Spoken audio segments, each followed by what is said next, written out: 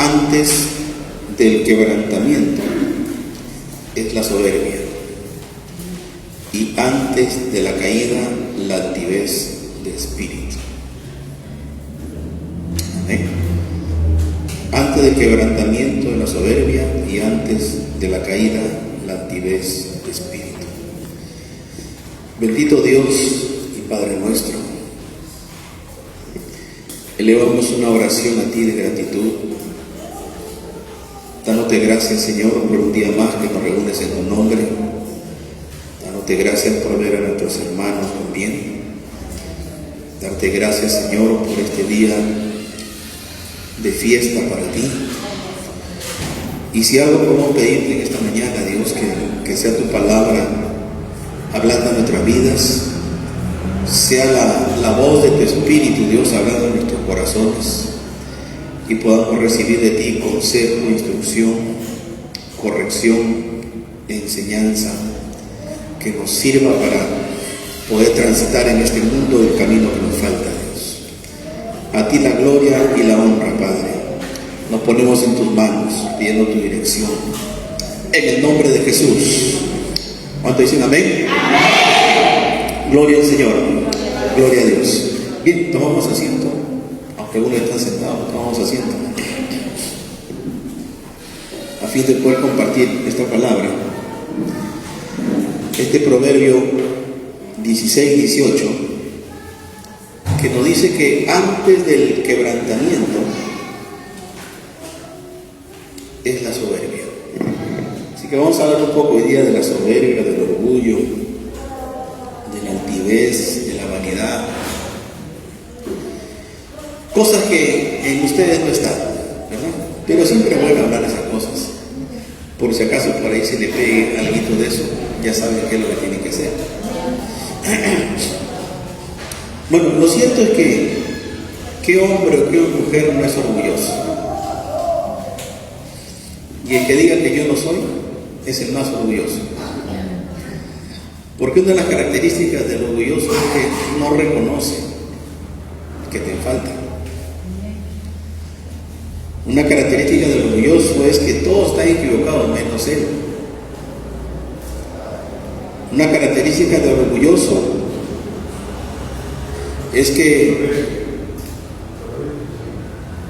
todos se equivocan menos él, y siempre tiene un espíritu crítico y criticón y murmurador. Como él es el perfecto o la perfecta, todo lo demás se equivoca, pues. Y cuando las cosas no lo hacen como él piensa que debe hacerse, critica. Y en su corazón piensa de que él o ella lo haría mejor que el otro que lo está haciendo. Otra característica es que no hay gratitud en su corazón. Y no hay gratitud porque siempre se siente el merecedor de todas las cosas. Nada de lo que le alcance va a ser suficiente. Siempre piensa de que necesita y merece más.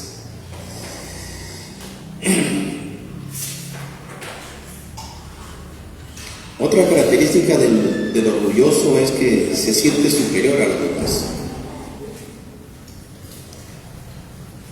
Piensa que es mejor que los demás y oculta sus debilidades de esa manera. Acá había sacado una lista que a veces me cuesta leerlas. Dice, por ejemplo, que son bastante independientes y no les gusta sujetarse, no les gusta obedecer, les gusta ser el punto o el centro de atracción, y no aceptan la crítica, no aceptan la disciplina, se rebelan siempre contra eso. Cuando son confrontados, minimizan sus pecados o sus hechos, pero cuando les toca acusar a otros, los maximizan. Son de esos extremos. Son impacientes, son celosos,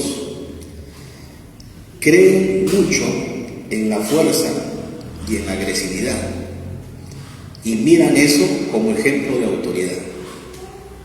O sea, aquella persona que es así agresiva, que hace las cosas por la fuerza, es el centro de su atención, admiran a ese tipo de personas, ¿no?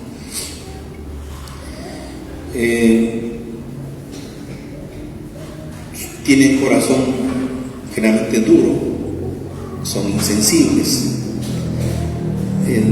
Es muy difícil que te pidan perdón, es muy difícil que pidan perdón,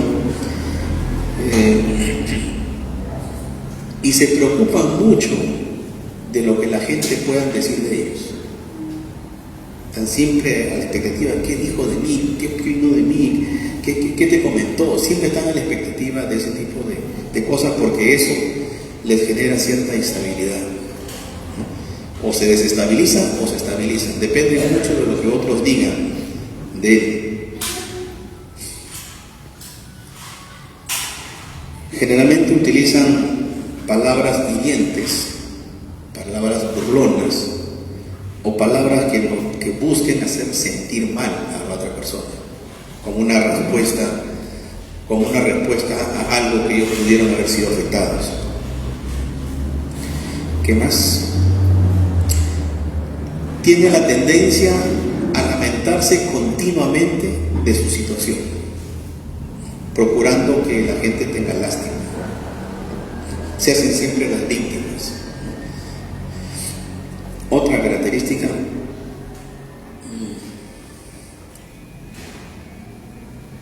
no reconocen sus faltas.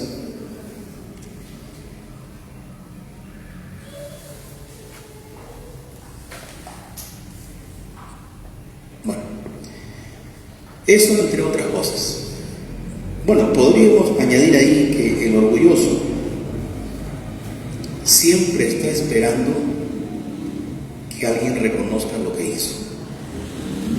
Siempre hace algo buscando que le digan qué bien, o exaltar el hecho o el acto que hizo, pero siempre tiene la expectativa en el corazón de que alguien reconozca sus logros, su aporte, sus hechos o lo que fuera donde intervino. Siempre están a la expectativa de ese reconocimiento. Ahora, todo esto está operando, esto y muchas cosas más, operando en el corazón de cada uno de nosotros. Querramos aceptarlo o no, pero es una gran verdad. Y se manifiesta de muchas maneras. Lo que hemos mencionado quizás son pocas, pero en realidad son muchas facetas que se muestra el orgullo. Como por ejemplo, a veces el guardar silencio es una muestra de orgullo. Te hicieron algo y supuestamente dice: me voy a callar, pero se calla no porque quiera asumir el agravio, sino se calla porque va a buscar su momento de revancha. Porque más fácil sería enfrentar el problema y arreglar el asunto, o si no, pedir perdón. Pero como no está dispuesto a eso, por orgullo muchas veces calla, por orgullo muchas veces finge, y por orgullo se hacen muchas cosas. Uno de los ejemplos del orgulloso, del soberbio, fue el enemigo. Y él observaba cómo es y quién era Dios, y él empezó en su corazón querer ser más que él, querer ocupar el lugar de él, y eso que tuvo en su corazón lo llevó a compartirlo con otros y hacer con ellos causa común para su propósito. Cuando fue descubierto, fue echado. Y ese tipo de actitud ha sido sembrada en el corazón del hombre. Todos los hombres, querramos o no, somos unos más que otros orgullosos. Y a veces el orgullo se esconde en las limitaciones. Se esconde, por ejemplo, aún en la pobreza, porque a veces se piensa que el orgulloso es el que tiene dinero, pero hay mucha gente que no tiene dinero y es orgullosa. Entonces está muy escondido, muy maquillado esa actitud diabólica, porque es diabólica, o esa manifestación diabólica en el corazón del hombre que se manifiesta a través del orgullo. Y Dios va a querer tratar siempre con esta área de nuestras vidas. Y por esa razón, muchas veces vamos a enfrentar diversos tipos de problemas en la vida. Problemas donde pareciera que nos están atacando. Problemas donde pareciera que somos el objeto de burla de otros. Pareciera que nos persigue la mala suerte. Pero no es eso. Lo que sucede es que Dios muchas veces lo permite porque quiere tratar con áreas en nuestras vidas, sobre todo con el orgullo. ¿Amén? Porque, bueno, cuando estábamos en Cristo muchas cosas se han pasado y no lo hemos entendido, y ahora que estamos en Cristo, a veces decimos, cuando yo estaba en el mundo, pues no me pasaban las cosas que me pasan ahora en Cristo, ¿no? Ahora me salen las cosas peor, me salen mal, he perdido las amistades, se burlan de mí, y tengo muchos problemas, más que lo que tenía antes. Y es que cuando uno llega a Cristo, empieza a ser tratado realmente por Dios, empieza a ser moldeado por Dios. Y una de las áreas en las que Dios va a trabajar fuertemente con nuestro carácter, con la esencia de cada uno de nosotros. Y dentro de esa esencia va a chocar con nuestro orgullo, que está bien escondido, bien camuflado. En algunos no se nota y en otros se le nota bastante, pero todos tienen ese bichito. Y una de las cosas que Dios va a usar para tratar con este tipo de cosas es el quebrantamiento. Es el quebrantamiento, es quebrar aquellas características de nuestro corazón que no están alineadas al corazón de Dios y que tienen que ser cambiadas. Y muchas veces el cambio viene a través de la ruptura, del quebranto, de romper la estructura. Cosas que de pronto nosotros no estamos dispuestos a hacerlo, pero si nos pusimos en la mano de Dios, Dios es quien va a hacer la obra. Y a través de esa obra viene el quebrantamiento. Y vienen situaciones donde de pronto encontramos adversidad. ¿Y por qué me ofenden? ¿Y por qué me tratan así? ¿Y por qué no me quieren pagar? ¿Y por qué me hacen regresar? ¿Qué cosas han creído conmigo? Y es que Dios está empezando a tratar con nuestras vidas.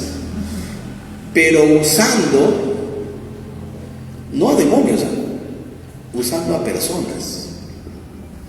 Y Dios va a usar a personas para tratar con cada uno de nosotros nuestro corazón. Por ejemplo, en el Proverbio 27:17, ahí mismo donde estamos un poco adelante,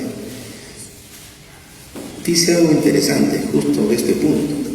27:17: hierro con hierro se abusa, así el hombre abusa el rostro de su amigo.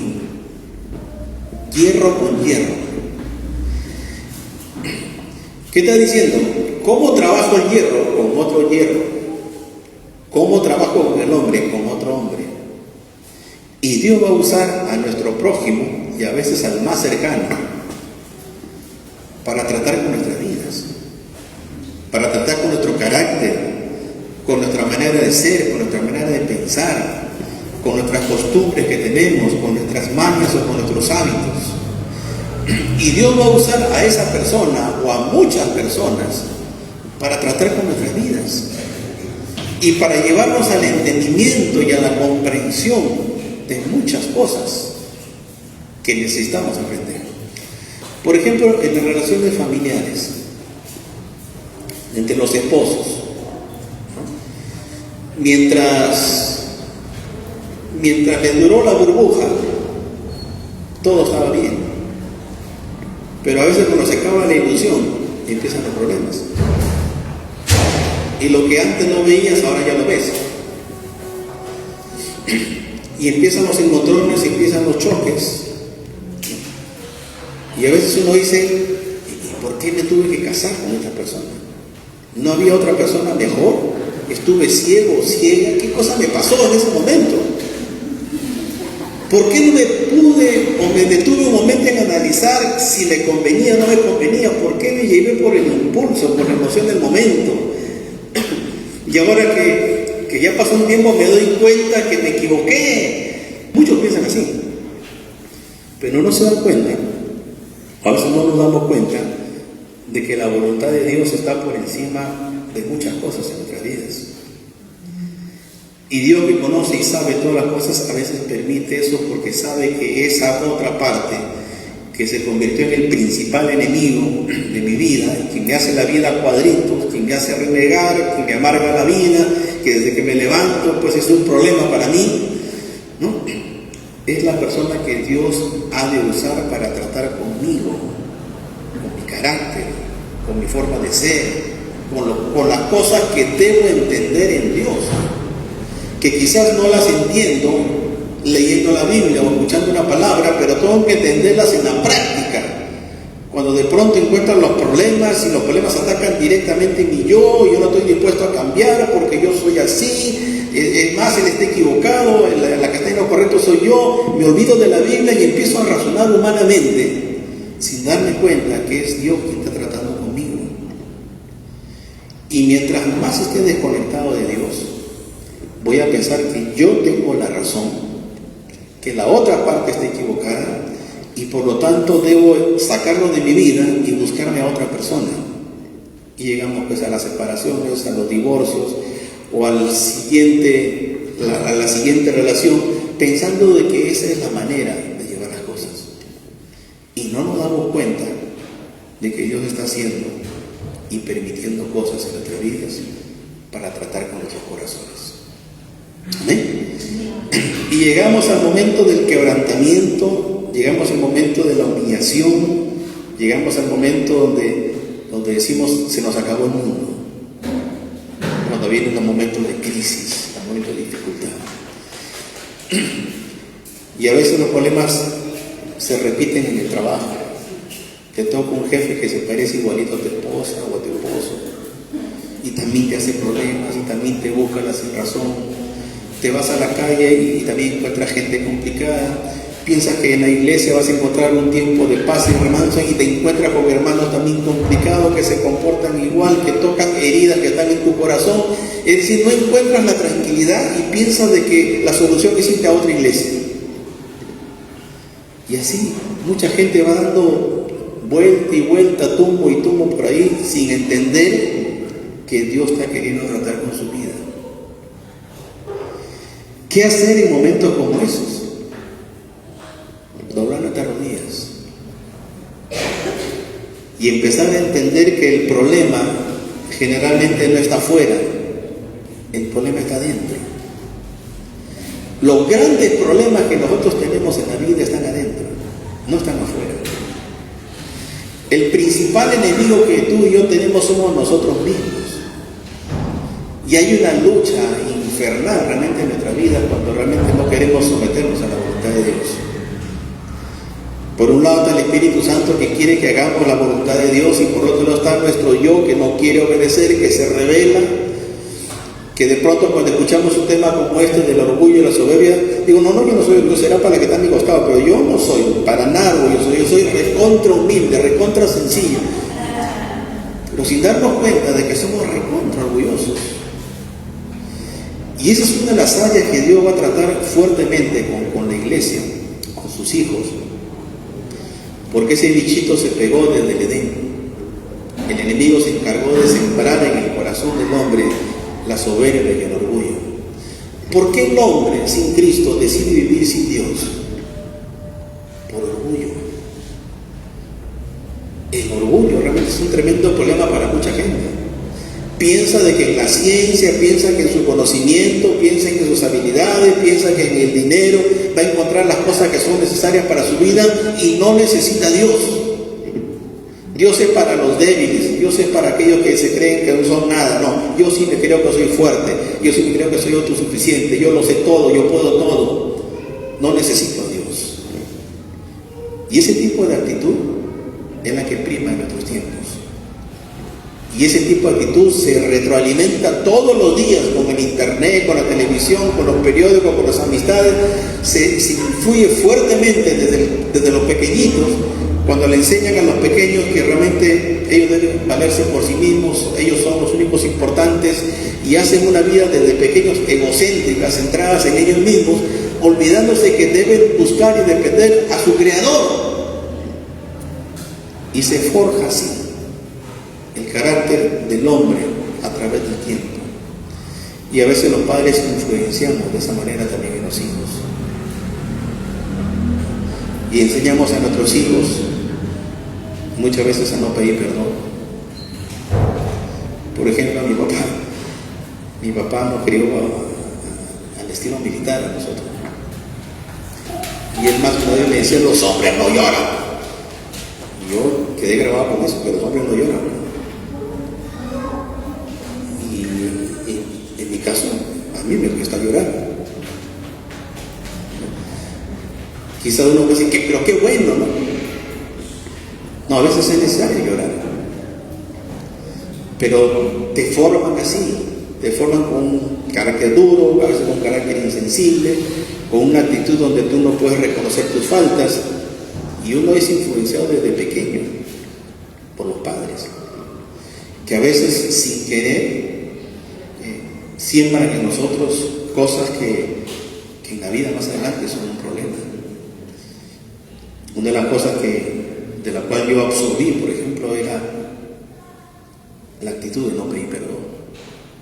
A lo mucho discúlpame, pero perdón no. Como que esa palabra no existía en mi vocabulario. Pero cuando uno llega a Cristo, uno tiene que aprender a pedir perdón. Y creo que casi todos los días tenemos que andar pidiendo perdón, porque vamos a descubrir que con nuestros actos, con nuestras palabras y con nuestros gestos a veces causamos daño a mucha gente. Pero si en nuestro vocabulario no está el perdón, ahí queda. Y el ofendido sigue acumulando en su corazón muchas cosas, que llega un momento en que eso se destapa y se convierte en un tremendo problema. Entonces el orgulloso tiene estos problemas. Y está latentemente en el corazón del hombre, porque mientras el hombre tenga donde apoyarse, no va a tener capacidad de reconocer sus faltas. Esta parte es importante. Mientras el hombre tenga de dónde agarrarse, le va a ser difícil reconocer su limitación. Y muchas veces, y creo que la experiencia casi de todos, hemos llegado a Cristo en la bancarrota. La gran mayoría llegamos a Cristo, algunos enfermos, otros en crisis total, otros en un abandono total, porque ya agotamos todos nuestros recursos y nos sentimos que no hay dónde agarrarnos. Y ahí recién decimos, bueno, Dios, sí, ya. Y empezamos a descubrir que Dios está en la solución. Y con el tiempo reconocemos que nuestro orgullo no nos permitió llegar antes a Cristo. Porque en algunos casos pensaba que mi religión es mejor y suficiente y no necesito de esas cosas. Y mi orgullo hacía que yo me cerrara a todo tipo de información que era necesaria para mi vida porque pienso que no necesito. Es por orgullo. Entonces, cuando el hombre es desarmado realmente en sus argumentos, es desarmado en sus puntos de apoyo, recién va a poder tener un acercamiento con Dios. Generalmente es así. Vamos a ver, por ejemplo, unos casos de orgullosos en la Biblia. Vamos a buscar en el libro de Daniel. Daniel, el capítulo 4. Vamos a encontrar al primer orgulloso. Daniel capítulo 4, versículo 28. Dice, todo esto vino sobre el rey Nabucodonosor. Al cabo de 12 meses, paseando él en el palacio de Babilonia, habló el rey y dijo, ¿no es esta la gran Babilonia que yo edifiqué para casa real con la fuerza de mi poder y para gloria de mi majestad? Y aún estaba la palabra en la boca del rey cuando vino una voz del cielo.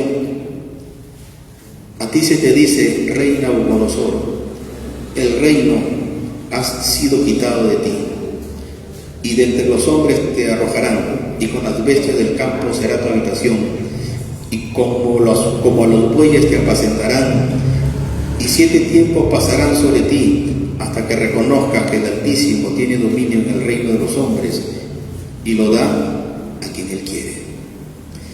¿Qué estaba pasando aquí? Acá nos encontramos con un primer caso, Nabucodonosor. ¿Quién era él? Era el rey de Babilonia. ¿Qué era Babilonia? El imperio más grande, más esplendoroso que ha existido en el mundo entero. Conquistó todo lo conocido de aquel tiempo. Y todo era oro, todo era lujo, todo era una pompa tremenda. Entonces él un día sube a su techo, a su terraza, y él mira todo su reino. Y él dice: esto es lo que yo he construido, esto es lo que yo he hecho, este es el fruto de mi trabajo, de mi esfuerzo, esto es lo que refleja lo que soy yo, ¿no? O sea, orgulloso de todo lo que había conseguido, orgulloso de que era él quien había logrado las cosas. Y mientras él estaba en ese tipo de actitud, vino una voz que le dijo: Rey Nabucodonosor, hasta aquí nomás llegaste. Y sus siguientes 7 años de vida del rey vivió con los animales. Le creció garras, le creció pelo, se convirtió en un animal, comía pasto. Dios lo humilló durante 7 años, hasta el día en que reconozca que es Dios quien da las cosas. Pero tuvo que ser quebrantado, tuvo que ser humillado, tuvo que comer con los animales. Ya los hombres no lo botaron para que viviera con los animales. Era el rey, pero comía con las vacas, ahí estaba metido con los animales. Tuvo que vivir 7 años en esa condición, siendo el rey, hasta que reconozca que es Dios quien le dio todo lo que él tenía. Y muchas veces vamos a pasar así. Cuando lo pensamos que ya hemos logrado, cuando pensamos que wow, ya tengo mi familia bien puesta, ya tengo la casa, el carro, todo bien, y te subes al techo y dices: esto es todo lo que yo he podido conseguir. Ahí es donde viene la caída. Ahí es donde vienen los problemas, muchas veces, hablando de ese tipo de casos en el tema material o el tema económico. Pero Nabucodonosor pasó por eso. Hasta que entienda que era Dios quien proveía, quien sustentaba y quien le había dado todas las cosas. Y es Dios quien pone, quien quita, quien da y quien quita. Es Dios. Y a veces hay bastante orgullo en el corazón de algunos cuando de pronto logran algo y se creen que es lo más importante, ¿no? Sacó su título, ya se cree que está andando en el cielo. Logró un trabajo que ya se cree lo máximo. Logró algo en la vida, ya se cree algo, pero no podemos tener ese tipo de actitud estando en Cristo, porque ese tipo de actitud es orgullo, es soberbia. Y esa actitud te prepara para el escenario del quebrantamiento, de la próxima caída. Amén. Si algo está haciendo el Señor con su iglesia en estos 2 años, es eso.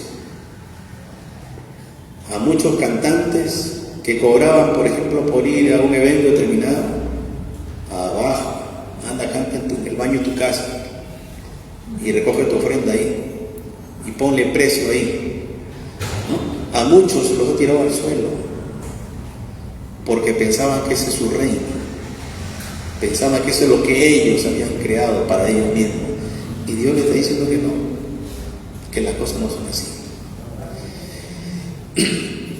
¿Se entiende, verdad? Otro personaje que vamos a encontrar en el libro de Esther, capítulo 7 del libro de Esther, versículos 9 y 10. Y dijo Arbona, uno de los eunucos que servían al rey: he aquí en la casa de Amán la horca de 50 codos de altura que hizo Amán para Mardoqueo, el cual había hablado bien por el rey. Entonces el rey dijo: colgadlo en ella. Así colgaron a Amán en la horca que él había hecho preparar para Mardoqueo, y se apaciguó la ira del rey. ¿Qué había pasado aquí?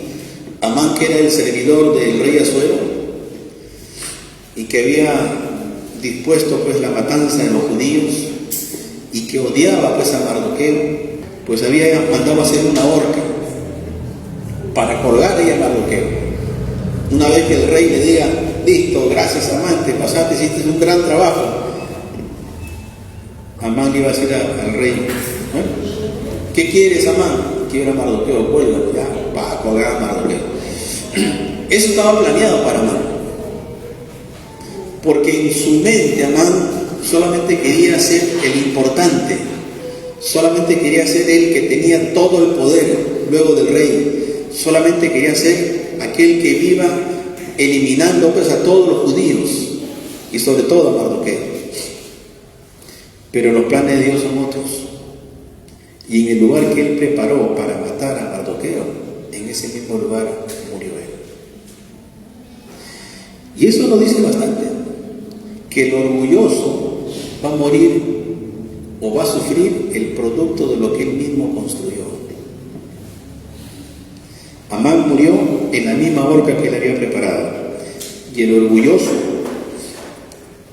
sufrirá las consecuencias de lo que él mismo ha levantado. En el libro del Éxodo capítulo 14, versículo 4, dice ahí la palabra: yo endureceré el corazón de Faraón para que lo siga, y seré glorificado en Faraón y en todo su ejército, y sabrán los egipcios que yo soy Jehová, y ellos lo hicieron así. ¿Qué pasó aquí? Ustedes conocen la historia.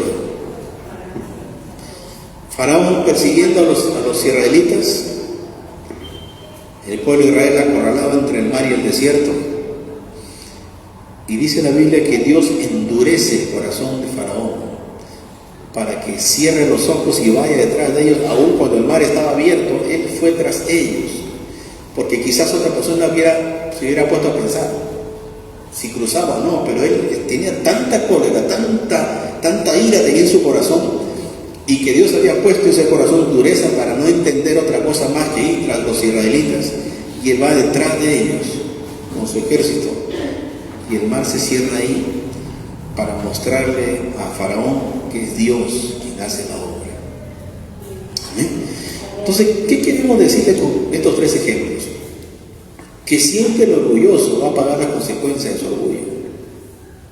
Siempre al orgulloso le va a salir mal las cosas, porque el orgulloso no está en el diseño de Dios, es todo lo contrario a la voluntad de Dios.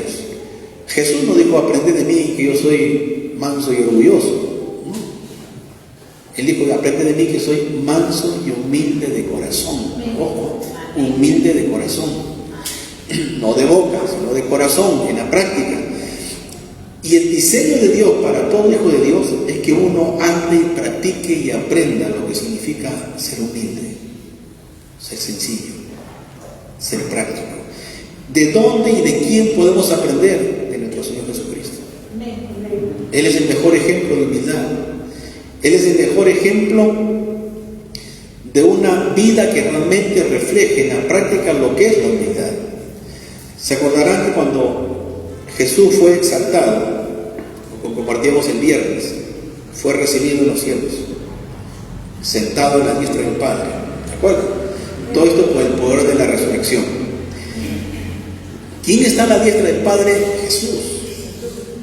Pero ¿quién quiso estar en ese lugar? El diablo. El diablo quiso ese lugar, ¿no? Él dijo: me sentaré en ese lugar, iré a ese lugar, tomaré ese lugar. Él quería ese lugar, el lugar que le correspondía a Jesús.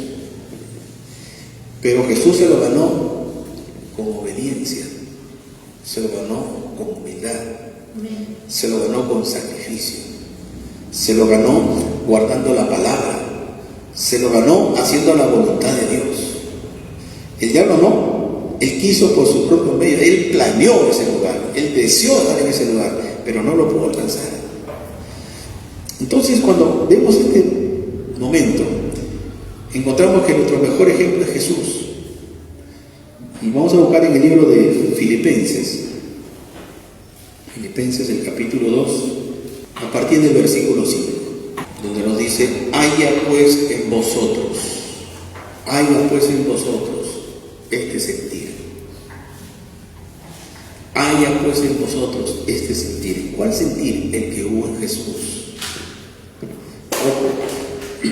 Cuando hablamos de estas cosas como ejemplo de vida, hablamos de un Jesús hombre, Jesús como hombre, no Jesús como Dios. El ejemplo no viene como Dios, el ejemplo viene como hombre. Y como hombre Él fue a la cruz. Y como hombre vivió en este mundo. Y su vivencia en la cruz, todo fue en obediencia al Padre. Y Pablo dice, haya pues en vosotros este sentir que hubo también en Cristo Jesús. Entonces yo debo revisar la vida de Cristo. Yo debo revisar las obras de Cristo. Yo debo revisar el carácter de Cristo para poder entender cómo fue este ejemplo de vida el cual tuvo Cristo. Cómo se comportó Jesús con su prójimo, con su familia y en su relación con el Padre, para yo poder entender cómo es una vida en humildad y en una vida que tiene el mismo sentir de Cristo. Amén. ¿La Biblia registra alguna vez algún Jesús grosero? No. Por tanto, de la boca de Jesús no salió ninguna grosería. ¿Ok? ¿La Biblia registra algún Jesús trompeándose con los soldados y con los religiosos? No. Pero sí poniendo las cosas claras.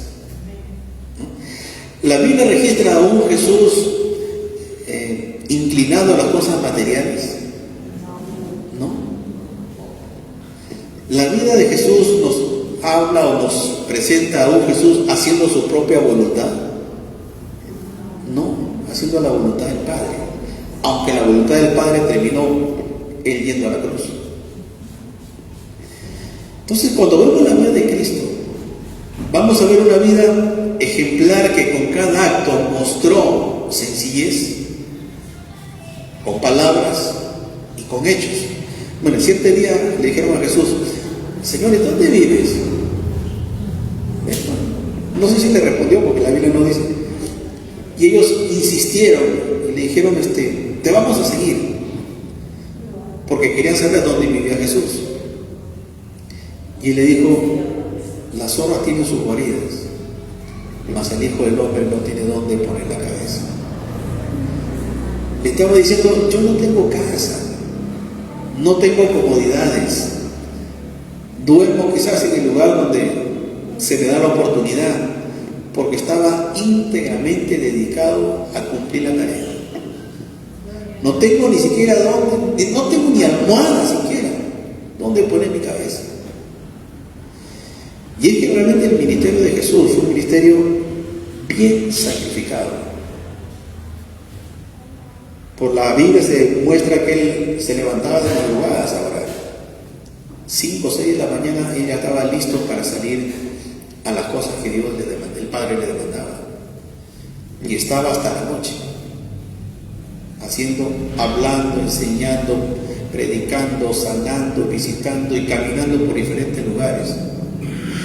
Lo que significa que es una vida totalmente entregada al servicio de Dios y a la voluntad de Dios, porque tenía claro qué es lo que él tenía que enfocarse. Entonces vemos en la vida de Jesús un sentir dispuesto a hacer la voluntad del Padre, un sentir dispuesto a ser un instrumento de Dios que cumpla el propósito para el cual había venido. El 6 dice, el cual siendo en forma de Dios, no estimó ser igual a Dios como cosa que aferrarse. El cuanto siendo en forma de Dios, él sabía que era Dios, pero él lo dejó a un lado. Él no se aferró a ser Dios.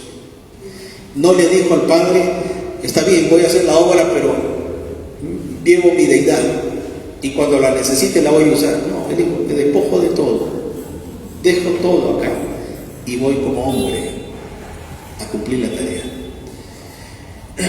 No se aferró a la deidad, se despojó a sí mismo, tomando la forma de siervo, hecho semejante a los hombres, y estando en la condición de hombre, se humilló a sí mismo. ¿Recuerdan cuando Pilato le dice, tengo poder para matarte y tengo poder para eliminarte? Y le dice, ningún poder tuvieras si mi Padre no te lo hubiera dado. Entonces, tú no eres nada, y si eres algo es porque Dios te lo está permitiendo.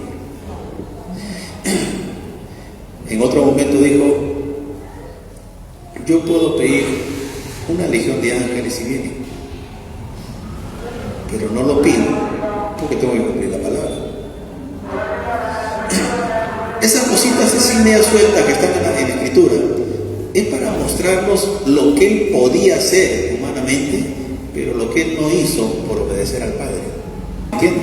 Hay muchas cosas que tú y yo podemos hacer en nuestra propia voluntad, pero hay otras cosas que no podemos hacer porque el Padre no quiere que las hagamos.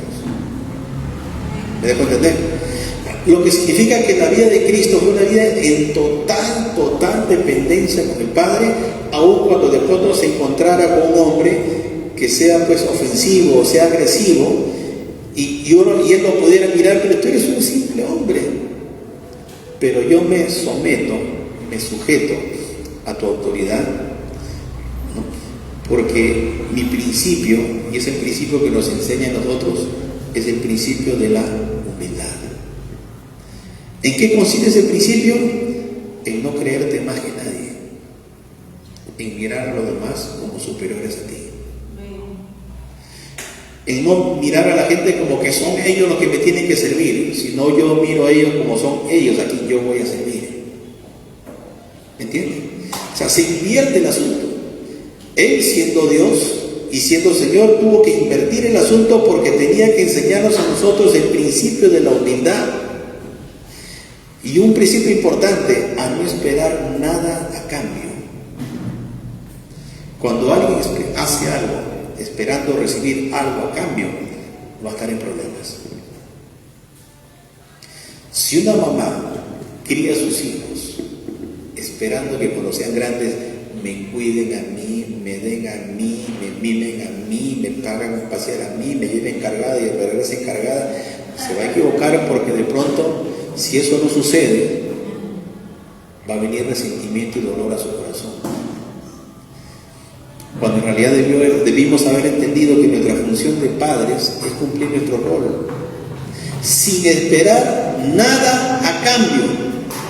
Porque si esperamos algo a cambio, vamos a vivir una vida frustrada, vamos a ser viejos amargados. Sí, porque va a venir realmente, pero yo hice tanto por mi hijo, tanto por mi hija, y mira cómo me paga. Es porque estás esperando el pago, pues. ¿Se dan cuenta? Pero si tú y yo hacemos nuestro trabajo de padres y no esperamos ningún pago, si te lo dan, gloria a Dios. Y si no te lo dan, ellos experimentarán ahora en su propia vida lo que suceda con ellos. Pero cumplimos como padres. ¿Me entienden? Y lo mismo es en la iglesia. Si nosotros hacemos algo, entre comillas, para el Señor, ¿no? Pero en la mente estamos esperando recibir algo a cambio, algún tipo de retribución, algún tipo de reconocimiento, y no me lo dan, va a decir, tantos años en la iglesia y nunca me dieron ni gracias, tantos años en la iglesia y ahora que necesito no me dan nada.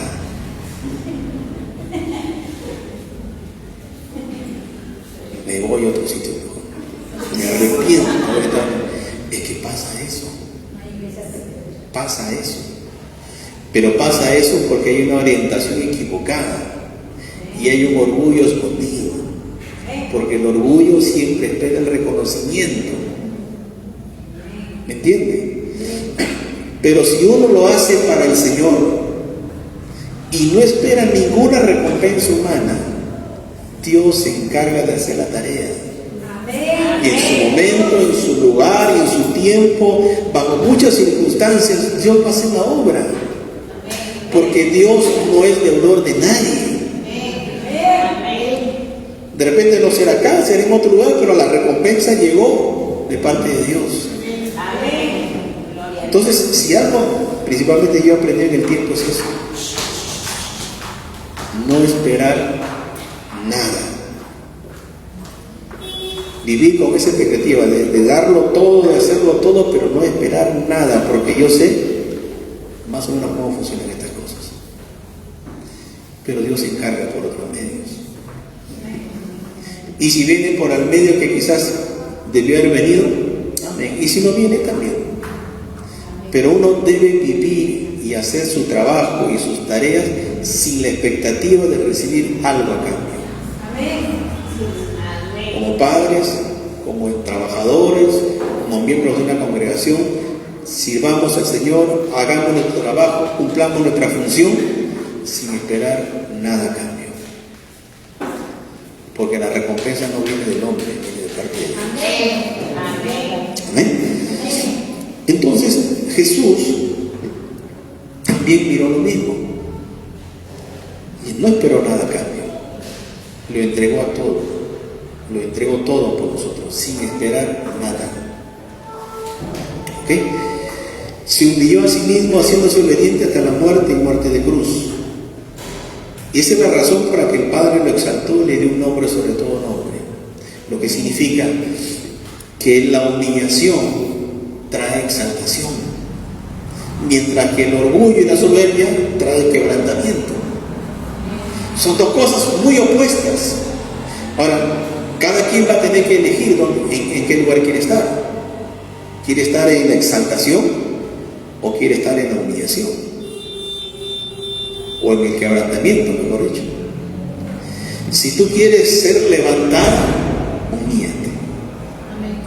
Cierto día a Jesús vinieron dos muchachos con su mamá. ¿Se acuerdan de eso? Juan con Jacobo. Y la mamá le dijo: Señor, te voy a pedir un gran favor. Mis hijos son hinchas tuyos, te siguen para todos sitios. Ya no paran en la casa, paran contigo para arriba y para abajo, ya no me obedecen a mí, están contigo todo el día. Ya. Cuando estés en tu reino, ponlo uno a la izquierda y el otro a la derecha. ¿Se acuerdan de eso? Y el Señor dijo: eso no me corresponde a mí, eso me corresponde al Padre. A mí no me ha sido dado eso, de poner a uno acá a otro acá. Y más bien les enseñó a sus discípulos eso, que el que quiere ser el más importante debe ser el que más sirve.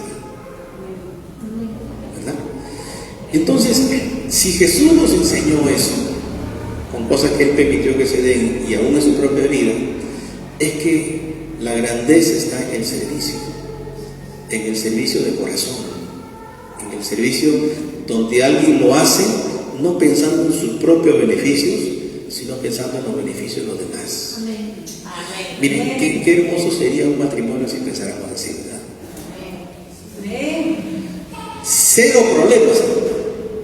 Te aseguro que hay cero problemas si el esposo pensara primero en su esposa y para mí que sea nada. Que yo no le compre ni un zapato, no como ni duermo, que mi esposa duerma, que mi esposa coma, que todo. Si pensáramos así los hombres y también las mujeres, no habría ningún problema. ¿Dónde aparecen los problemas? Cuando cada quien reclama lo suyo. Tú te compraste un pantalón y a mí no me compraste nada, no es posible, esto no me trae, ahí empiezan los problemas. Cuando cada quien reclama lo suyo, ahí empiezan los problemas. Porque en esa relación, que se supone es una relación de amor, más que amor, es una relación de servicio. Donde las partes deben estar dispuestas a servir, apoyarse, ayudarse y no a competir en el hogar.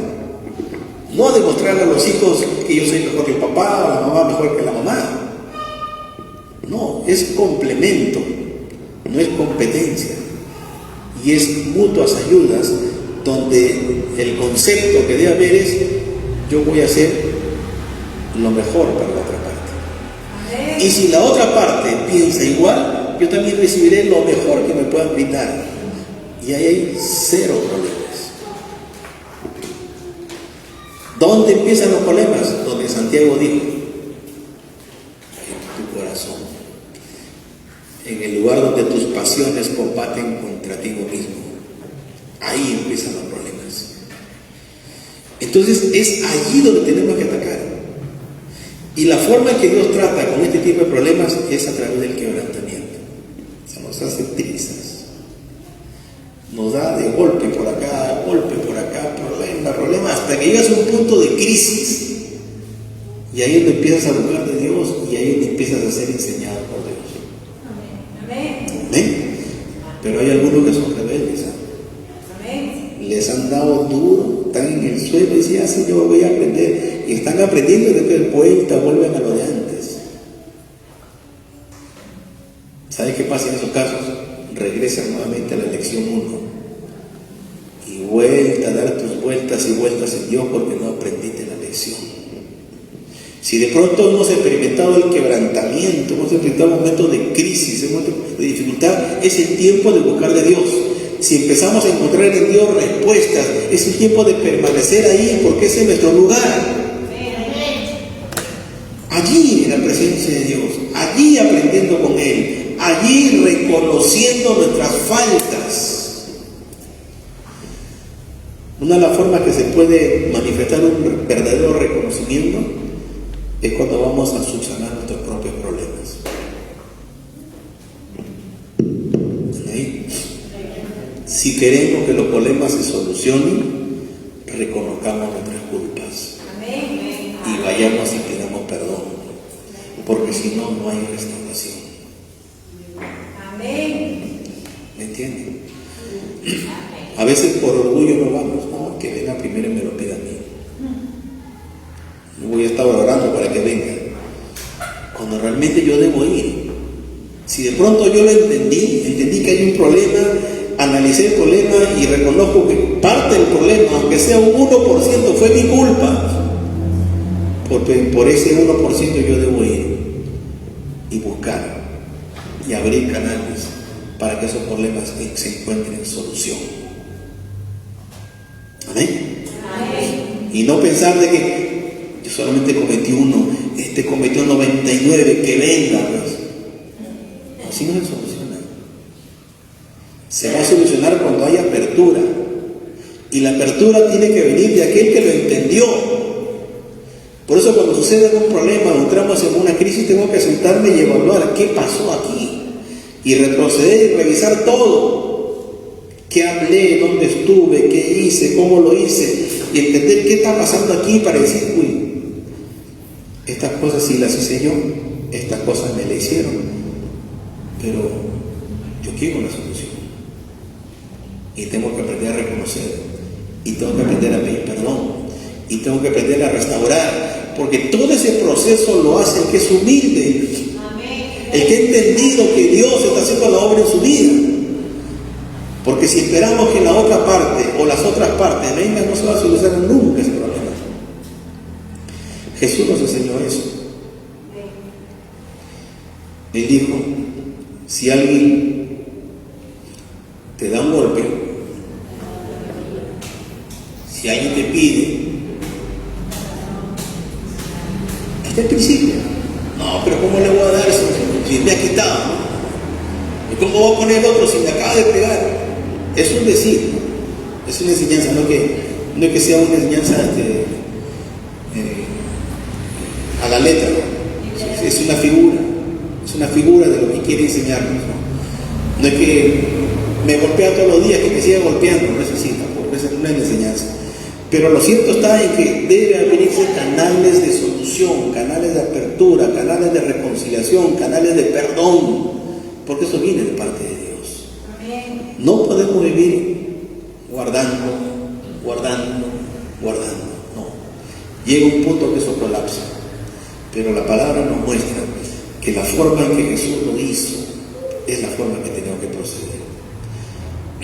Jesús estando colgado ahí en el madero,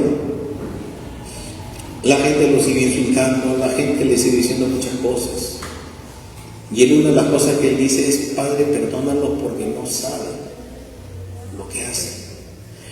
Y muchas veces vamos a encontrar ese escenario en la gente que nos hace perjuicio en nuestra vida, pero no saben lo que están haciendo.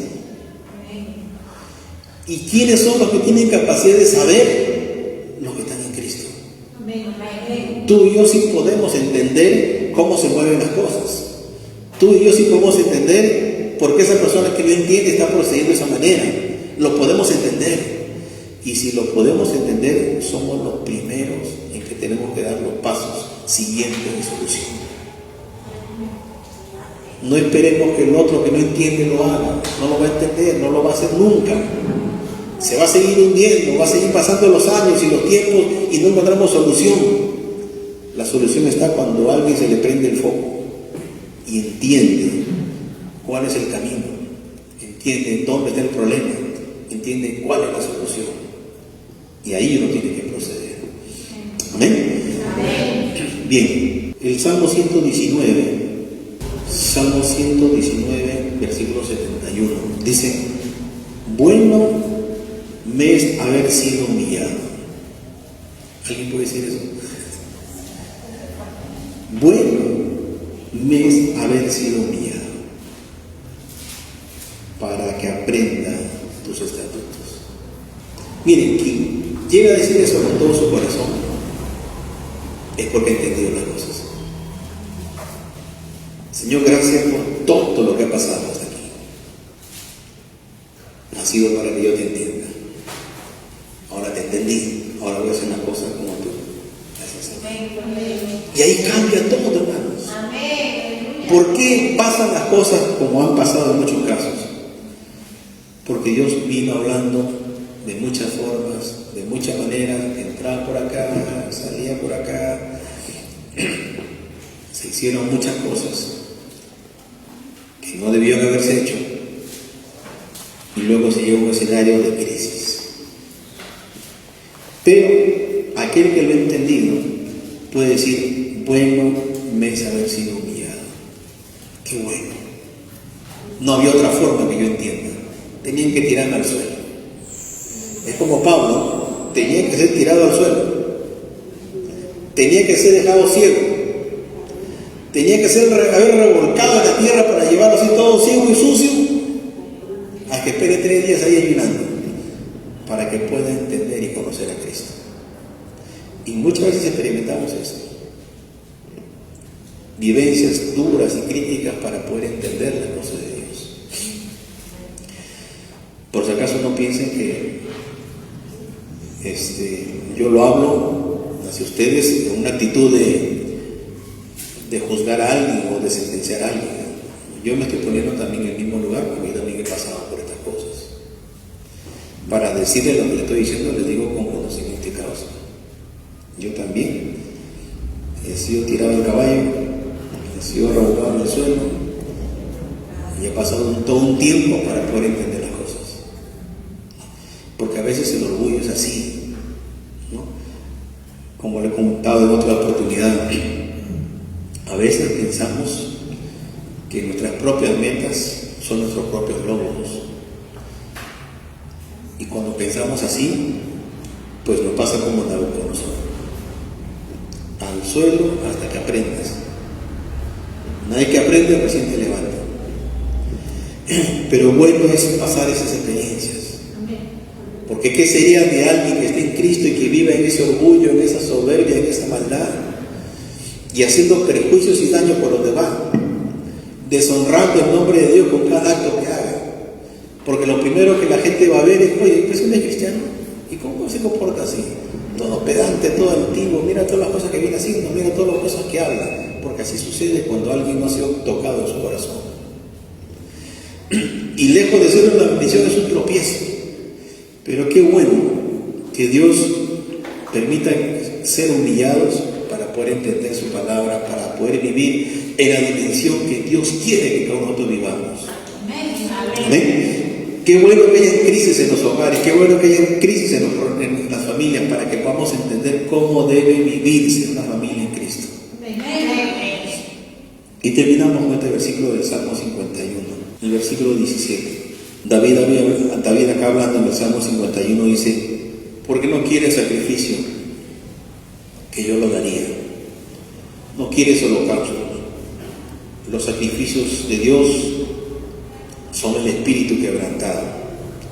Al corazón contrito y humillado no despreciarás, oh Dios.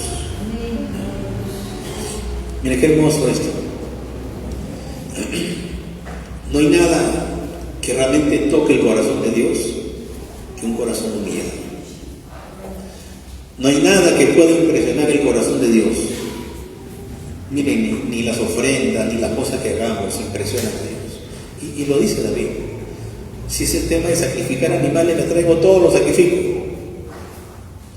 Pero no es un asunto de la cosa que yo tengo que dar, sino Dios pide el corazón, la esencia de cada uno, no lo que uno tiene. Saco la billetera, doy todo. Eso no significa poder agradar a Dios en esa manera, pero sí significa humillarme ante Él, porque una actitud de humillación ante Él es una actitud de reconocimiento de su autoridad, reconocimiento de su poder, reconocimiento de nuestras propias limitaciones humanas, reconociendo que Él tiene la razón y no yo, reconociendo que debo ser guiado y encaminado por Él de acuerdo a su palabra, y que lo que yo he caminado y guiado por mis propios impulsos humanos no funciona.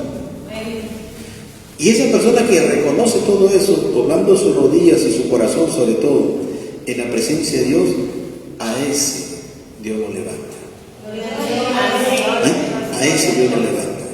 ¿Se acuerdan de esa parábola del fariseo y el publicano? ¿Verdad? Los dos se van a orar. El fariseo ora: yo no soy ladrón, yo no soy esto, no soy lo otro, diezmo, ofrenda, ayuno, no soy como este publicano sin vergüenza que está acá a mi costado, ¿no? Yo soy un ejemplo a seguir. Ese es el orgulloso. Yo no soy así, yo no soy el orgulloso, es así, ¿no? Yo voy a la iglesia tal, ahí somos tantos, se cree lo importante, pero no es nada, ¿no? Y el publicano no quiso ni acercarse al lugar de oración. Ahí estaba acurrucado. Señor, ten misericordia de mí. Eso es todo lo que decía. Se humilló. O sea, era consciente de su condición, de su limitación, de sus imperfecciones. Y solo apela a la misericordia de Dios. Y la Biblia dice que ese hombre descendió justificado. O sea, Dios escuchó su oración. Entonces, frente a la situación en la que cada quien está, Dios nos libre de permanecer en el orgullo.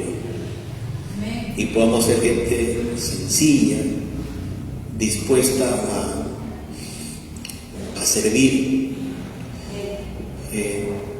de aquello que miramos a los otros hermanos como personas importantes, como personas superiores a nosotros mismos, y que estemos dispuestos siempre a hacer algo para el Señor sin esperar nada, absolutamente nada. Dios se encargará de hacer las cosas. Bien, vamos orando. Bendito Dios y Padre nuestro, agradecerte, Señor, por este mediodía donde hemos podido compartir algo de tu palabra, y ayúdanos, Señor. Queremos aprender día a día de ti, que tú eres manso y humilde de corazón. No solamente lo dijiste, Dios, lo hiciste, lo enseñaste, lo dejaste como un molde y un modelo de vivencia para nuestras vidas.